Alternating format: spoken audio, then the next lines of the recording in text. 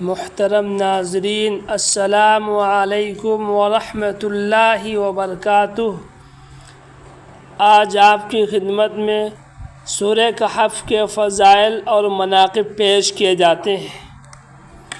حضرت انس رضی اللہ تعالیٰ عنہ سے مروی ہے کہ رسول اللہ صلی اللہ علیہ وسلم نے ارشاد فرمایا، سورہ کہف پوری کی پوری ایک وقت میں نازل ہوئی اور 70,000 فرشتے اس کے ساتھ آئے، جس سے اس کی عظمت شان ظاہر ہوتی ہے۔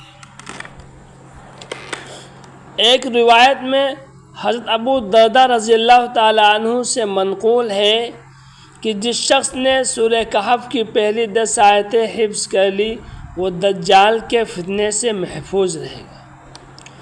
حضرت ابو درداء رضی اللہ تعالیٰ عنہ سے ایک دوسری روایت میں یہی مضمون سورہ کہف کی آخری 10 آیتیں یاد کرنے کے متعلق منقول۔ حضرت سہل بن معاذ رضی اللہ تعالیٰ عنہ سے مروی ہے کہ رسول اللہ صلی اللہ علیہ وسلم نے ارشاد فرمایا کہ جو شخص سورہ کہف کی پہلی اور آخری آیتیں پڑھ لے اس کے لیے اس کے قدم سے سر تک ایک نور ہو جاتا ہے، اور جو پوری سورت پڑھ لے تو اس کے لیے زمین سے آسمان تک نور ہو جاتا ہے۔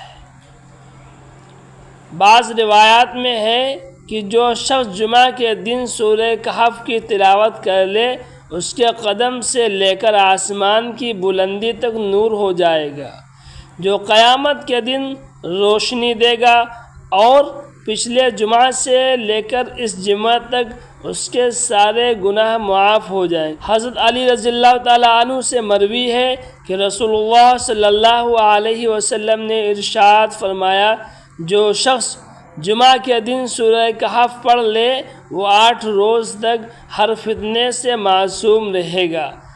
اگر دجال نکل آئے تو یہ اس کے فتنے سے بھی معصوم رہے گا۔